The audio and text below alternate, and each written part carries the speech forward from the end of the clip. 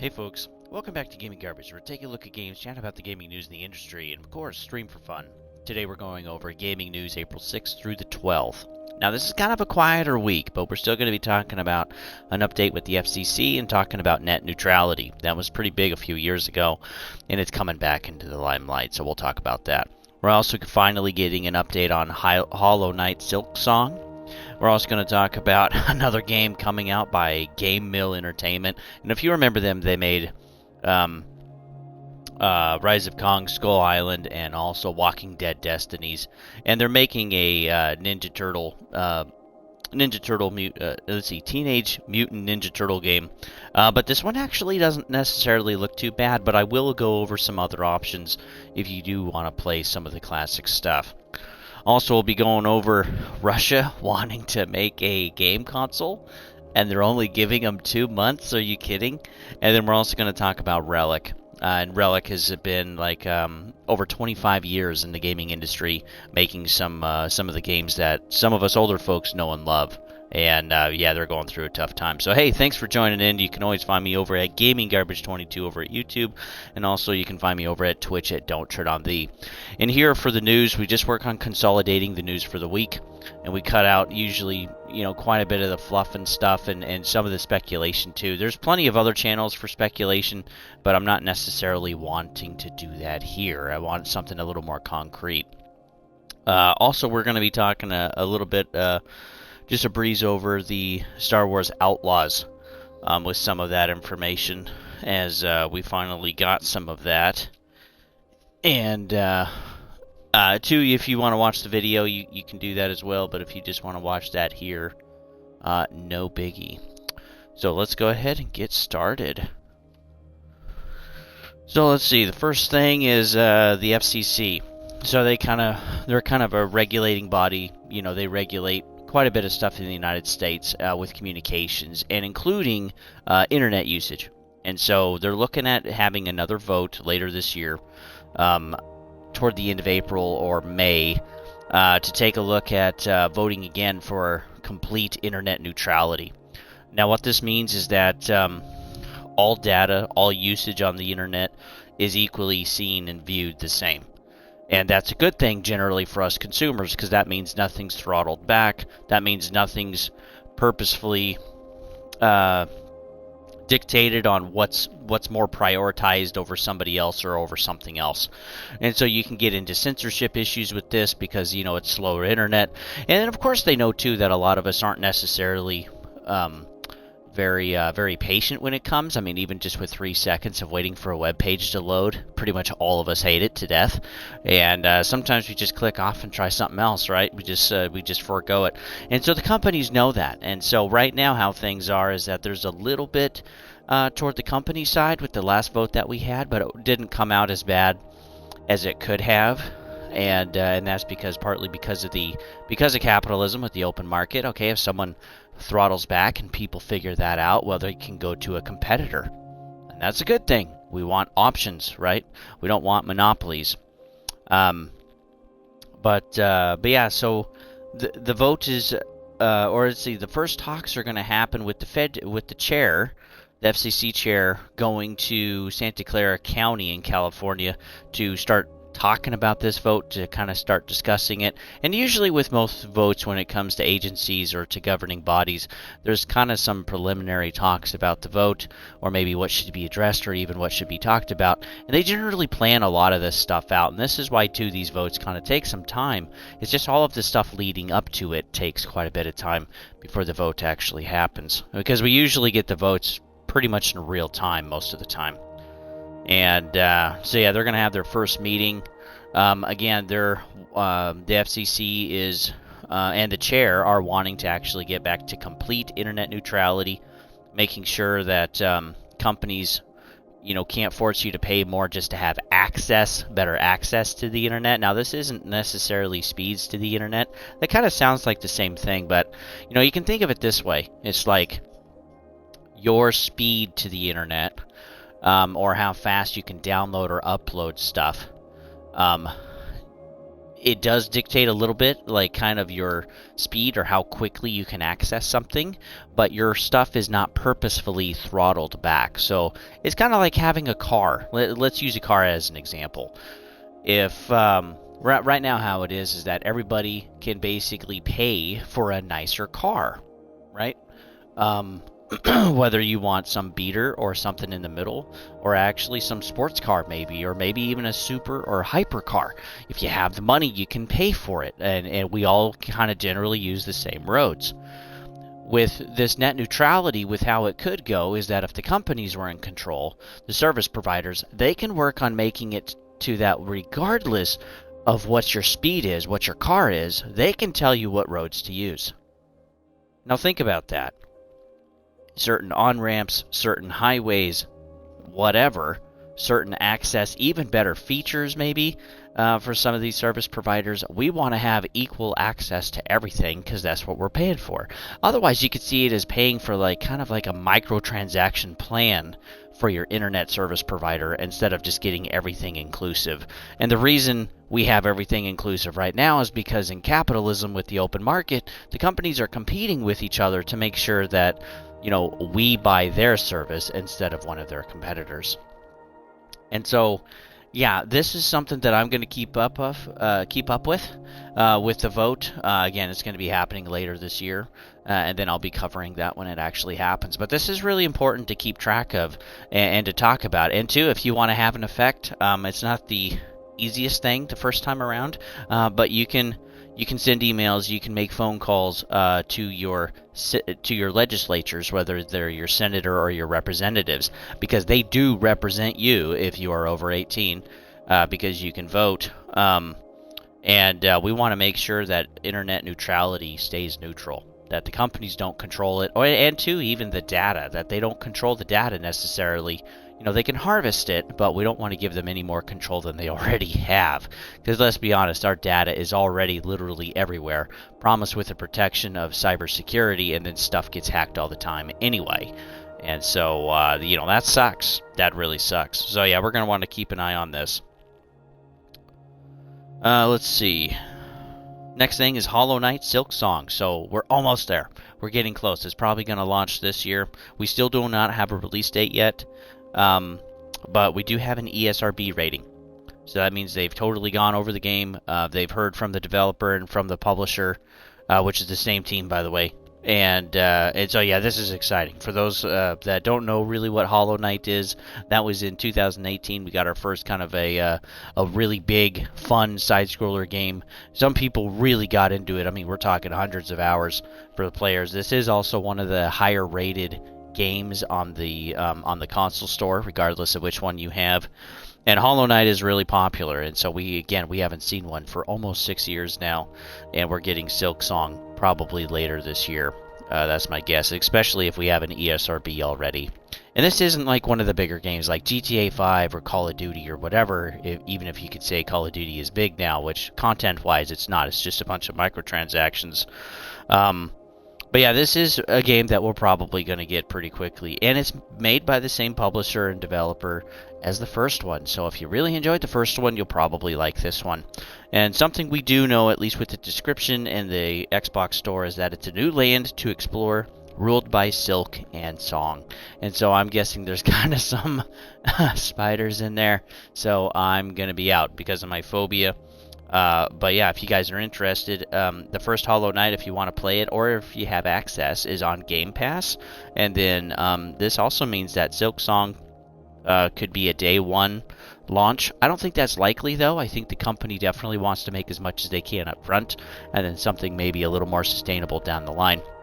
So we could get SilkSong later after launch actually on Game Pass, since we already have the first one. It's possible, too, that we could lose the first one before we get the second one on there, or roughly around the same time. So if you have Game Pass and you haven't tried SilkSong, or excuse me, Hollow Knight yet, yeah, maybe you do want to, give it a shot, see if you'd be interested.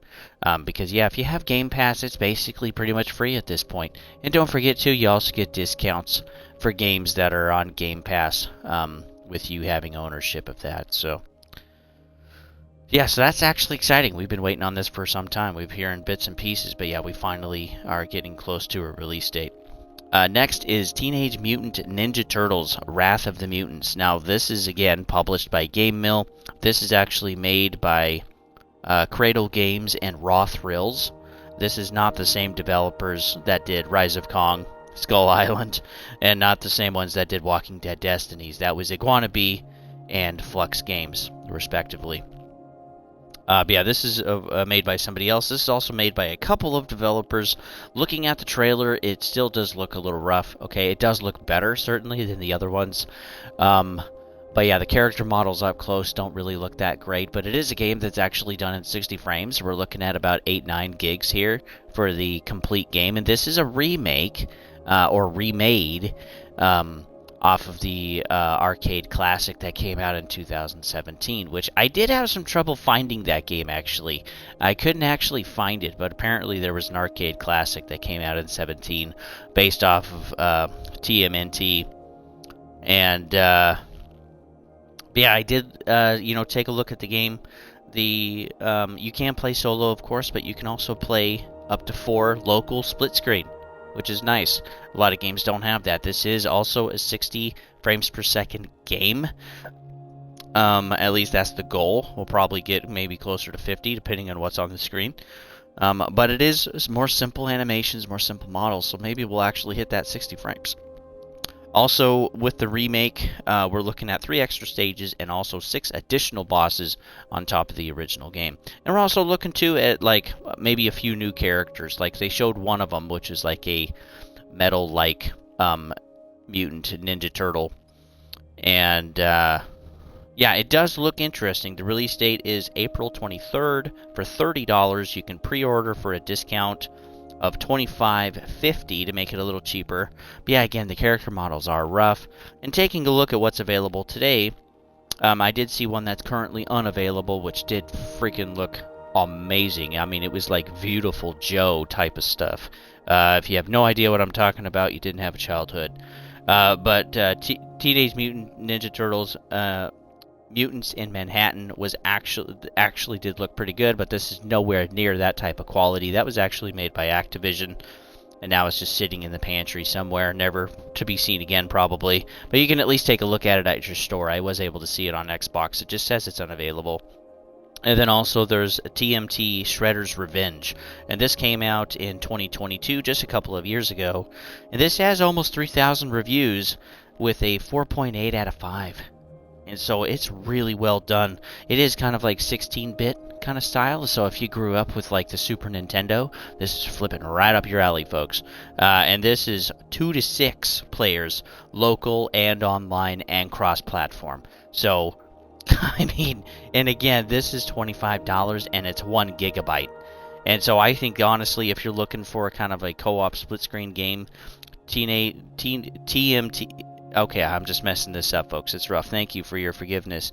Teenage Mutant Ninja Turtles Shredder's Revenge is probably the better game to get if you're looking for something Ninja Turtle related. You can pass on the Wrath of the Mutants made by GameMill. Because, yeah, you're basically paying a little bit more. You have 8 times, 9 times the hard drive space you're going to need for it. And then... this is already 4.8 out of 5, and also you can have 2 additional co-op players, and it's also all online, it's all local, and it's cross-platform. So, I mean, what else really can you ask for? And honestly, yeah, it does look pretty fun, and right now, yeah, it's $25. You can wait for a sale and get it even a little cheaper than that. So, that's my take on that. I'm sure some people are going to review this. It seems like GameMill has found their own niche, and they're going to continue to purposefully make garbage. Okay, it's cheaper for them. They can get more games out more quickly, and they don't have to have as much dev time. And, of course, they're cramming at the end, too, of course, because, I mean, why wouldn't they? You know, production costs can get expensive the longer you take. And so, yeah, there's certainly some people out there that I think are just going to be like, yeah, I just buy GameMill games, and I'm going to test them all out. And so I'm sure Wrath of the Mutants is going to be out there somewhere, you know, by the end of April. So, yeah, we'll have to see. But, yeah, if you're looking for a better one, Shredder's Revenge it just looks way better. More passion into that project, and it looks a lot more fun, too. Also, Putin wants to make a game console. So we have to do a backdrop here. So with the Russia-Ukraine war, okay, that took place in 2022, Russia had some sanctions. They also had hundreds of billions that was seized from them. Also with private investors that were broken up through the KGB. There's a whole history on that if you want to look it up. You know, it will take you some time because there's a lot of data to go through. But yeah, Putin wants to be able to make a game console because of the sanctions that they have. And it has definitely affected their economy. So again, their inflation is pretty high. The ruble has been pretty devalued compared to where it was to the dollar. And Putin has been fighting that some. There's also been some sales between other countries, including like India and things like that. So some of these countries have not necessarily been adhering to the sanctions.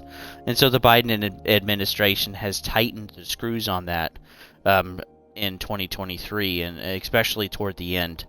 And so we kind of have a split world right now, at least economically speaking. But yeah, there's a ton of stuff that's actually affecting Russia, and more than anything, even though this is basically one man's decision, it's affecting an entire country of, over 100 million people. So they have to deal with the inflation, they have to deal with the cost of living, they have to deal with, a lack of availability of products. And it's crazy too in 2023 to just see the destruction of the retail market over there. There's some channels that you can follow if you'd like. You can follow families or some people that used to live there that actually have now fled and live somewhere else and probably are never going back to Russia, and they left their families, and that's horrible. But yeah, Putin is having really not a lot of access to a lot of stuff over there. They have plenty of natural gas and they have plenty of oil, but they're also having trouble selling it to people. So yeah, so now they're wanting to make a console, and this is probably to work around the sanctions, to be honest. They're probably wanting something made and figured out before the holidays, like Christmas or Thanksgiving. Those are usually also pretty big holidays over there. And so, but they only have 2 to 3 months to get it done, which sounds crazy. Making a console in 2 to 3 months? Okay, let's think about this. How can you make a console in 2 to 3 months? Well, you take your competitors' stuff and you piecemeal it together and make a console. And that's probably what's going to happen, because I have no other idea how they could even possibly compete with Xbox or with PlayStation in 2 to 3 months' time. They're probably going to take parts from both of those consoles and probably work on putting them together. But again, if you don't really have access to the technology, or maybe even the equipment to put some of this together, that might be kind of difficult. So good luck to them that have to do this. I would not want that job. That would be awful. But they are looking at making their own operating system for this console. They're also looking at making a cloud system so that they can have online delivery for games and stuff. And probably to some extent have access to also third-party games that they also maybe can't even get into their country. I wouldn't be surprised with that at all, with what they're already doing with like the auto industry and with aircraft and airplanes, and like they're having to literally piecemeal and just retrofit stuff with their commercial aircraft to just to get parts, just to keep their planes even flying. And I'm sure it's not easy for their military either. And all this is do is this eventually make them more resilient, make them more bitter, and I don't think that's going to be better for the future of the world, because they're still going to win against Ukraine anyway. Sorry to say, the information's out there. Again, if you want to dig for it, you can. But yeah, I've done some of that digging, and yeah, I knew last year that they were going to win, and we're still sending billions. I'm not trying to get political, folks, but we're still sending billions, from the United States, and hundreds of millions also from other countries. Some countries finally are saying, hey, no more, we're not going to do this, because some other countries, they're in recession right now. And so if you're Germany, if you're Japan, if you're the UK, if you're France, you are freaking struggling over there in Europe, and you're dealing with some of the sanctions too, because again, we're like segregating our economy, and that's more inflationary And yeah, this is, I mean, overall, this is not going to be good. It's going to be tough for a lot of people. And we're going to have more countries kind of become more isolationists that are willing to take the hit and, you know, put this pain on their populace. But of course, you know, console isn't just the only worry. We're talking about food and energy and materials and resources and even higher quality parts that take machining and things like that. And so, yeah, this kind of sucks. But this is just another example with, you know, Putin wanting to make a console that's state mandated of how effective the sanctions are being on Russia. And it's not perfect. Okay, they can still sell to some people. They can still make some money. But everybody's being affected by this. This is not just... Yeah, and this is not over either.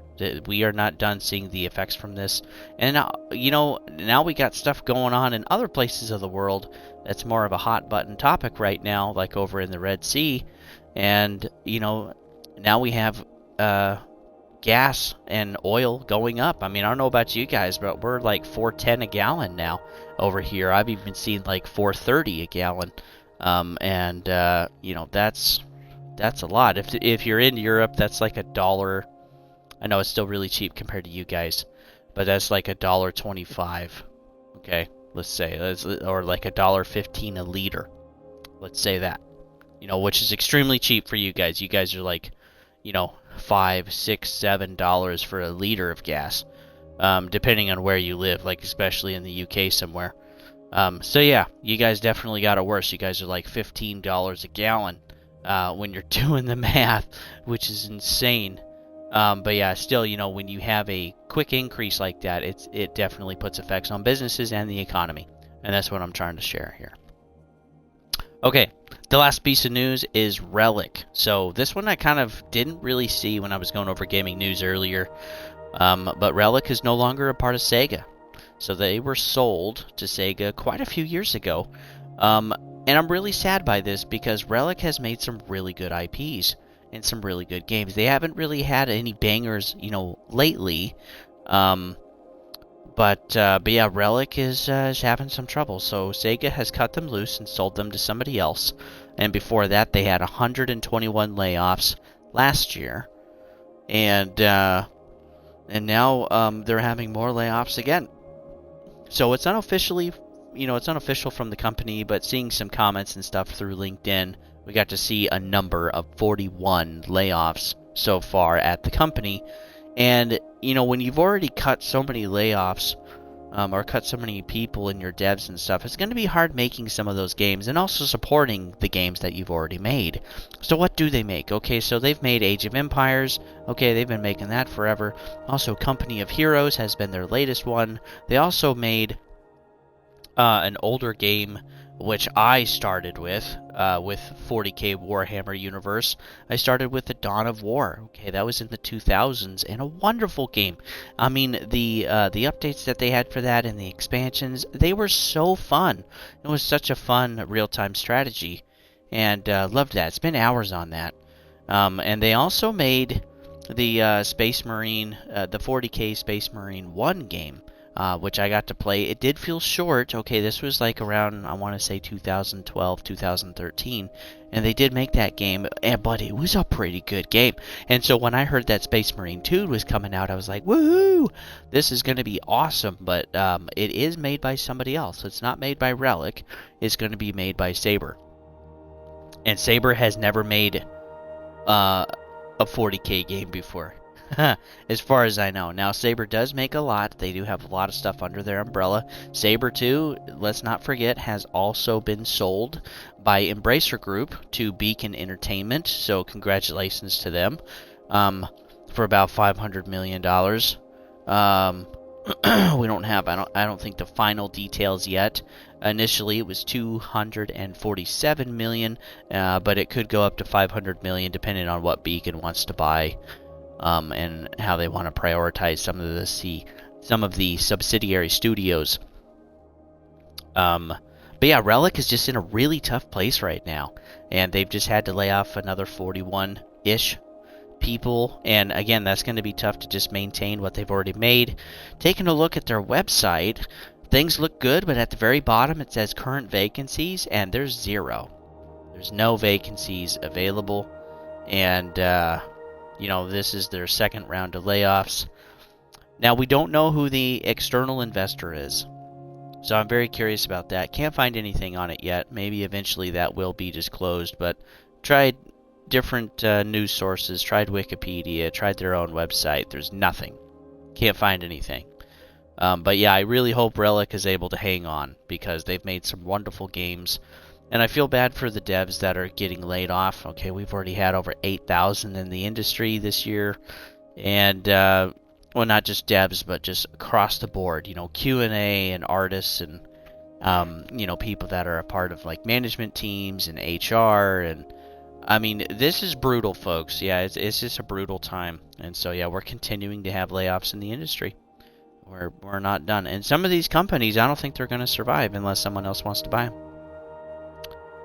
And I'm really curious who bought Relic. Somebody did. And I think too, like, companies are being short-sighted lately with thinking about, okay, if we want to, we have to do stuff now to survive financially. But, if you're a big guy at a company, why not take a bit of a pay cut so that you can continue to keep your employees on? That's actually somewhat of a common practice over in Japan and some other Asian countries, but we don't do that in Europe, and we don't do that in the United States. If I'm wrong about that, correct me in the comments. But, I mean, that is just not part of the first world culture that we have in the Western world. And over in the East, it's, over in Asia, that's a little bit more common. It's a little bit less cutthroat. And the companies actually, the heads of the companies care more about their employees and want to keep them on as long as possible. But yeah, I think this is just tough. I think it sucks because the far-sighted, looking long-term, you're selling and getting rid of all of that talent, all of that experience, and you're taking newer people on that are going to be cheaper. But again, it's like that experience is gone, and that's why partly I think a lot of these games kind of suck right now. I don't think it's just corporate decisions. I think it's also the fact that the experience isn't there. And, let's take a look at Rocksteady, for example. This is a great one. Okay, Rocksteady. So there's some corporate decisions there, but also just the level of aptitude and experience. I mean, it's like they've never freaking made a live service game before. With some of the stuff that I've seen, the reviews that I've watched, and I've been keeping up with Suicide Squad pretty well. Even season 1, it's like, what the frick is this? Like this is not anything of what we would really expect for a live service game, let alone, at least in a good way, like a good live service game, let alone a game that's made by Rocksteady. So it's like these studios, these developer studios and these publishers, they are just completely destroying their reputation while at the same time getting rid of the experience and getting rid of the old watch that have made their studio great in the first place. And I think this is going to be really damaging, and I think we're going to continue to see pain on this, probably for the next several years, depending on whether the community, the gamers, actually want to continue to buy microtransactions or not. Because this is what I really think the root cause is. They know that they can sell you cheaper, lower quality stuff, faster churning out items for you to work for that don't really mean anything because there's more coming down the road. There's so many bundles, there's so many items. And again, it's like we grew up, some of us are old enough that we grew up with characters, we grew up with story, and that's what we're attached to with these franchises, like Legend of Zelda, like Super Mario, okay? These are some wonderful ones. Like Dark Souls, or like the latest Elden Ring or Baldur's Gate. Baldur's Gate has been around for a long time. And Larian hit a banger with Baldur's Gate 3, and congratulations to them. They deserve to make all of the money that they can. But, sorry I'm ranting on this a little bit, but we should not be laying off the top dogs at the company. We shouldn't. And part of the thing, too, that's coming is more AI software, more programs that can learn, that can do a better job. And I'm going to post this later on the channel, but I saw some stuff today through Midjourney and AI prompts and stuff, and holy smokes. I mean, the amount of artwork that can be made accurately with some of the stuff that I was seeing of a upcoming like puzzle game to kind of demo some of this Midjourney version 5, and now they have a version 6, by the way. Like, this is accelerating pretty quickly, but it's not super profitable yet, except really through like Nvidia and Microsoft. Microsoft is seeing some adoption of some of their AI stuff, you know, which congratulations for them. But taking a look at just what can be made now through text prompting is crazy. Is crazy. Like, companies are going to look at some of this, and it is going to get good enough, folks, and affordable enough where it's going to be cheaper than human employees. And as much as people would like to think that human employees are needed, no, they're not needed. What's needed is decision-making, some resources, and cobbling stuff together and shoving it out there. And I think GameMill, as a publisher, is a great example of that, and even some of our AAA stuff. Okay, Modern Warfare 3 is a joke. You know, Suicide Squad is a joke. Skull and Bones is junk. Taking a look at Overwatch 2, Diablo 4 also was not good compared to the other competitors out there, like The Last Epoch and Path of the Exile. And, I mean, this is the state of our gaming, folks. It's disheartening. It really is. So, anyway, that's the news for the week. Again, it wasn't very much. But, man, yeah, with ending on Relic, I think is just a great thing to think about for the industry. Is we are going to have to continue to go through some pain. But if we do want the industry to get better, if we do want there to be more availability of money, if we want more GTA 6s, if we want more stories like Elden Ring or like Baldur's Gate or Tears of the Kingdom, okay, if we want more games like that, we have to stop buying so much of the microtransaction garbage. And my ultimate fear, folks, is that we'll get to a point where the masses don't matter anymore. It'll be the whales that have all of the money that they can spend on these microtransactions and battle passes and bundles, and they'll be catered to and not us. And then we'll lose the gaming industry. Okay, and it will just be the rehashed garbage with just the same skins, the same type of cosmetic stuff, and just in different colors. And that's my fear. And that's why we have gaming garbage. So with that, folks, thanks for tuning in. And, boy, stay safe out there. Stay aware. You know, things are tough for everybody, regardless of where you are in the world. And do some planning, okay? Take some cuts now so that you don't have to take huge, drastic cuts later. And that's how we survive. And with that, folks, I'll see you on the next one.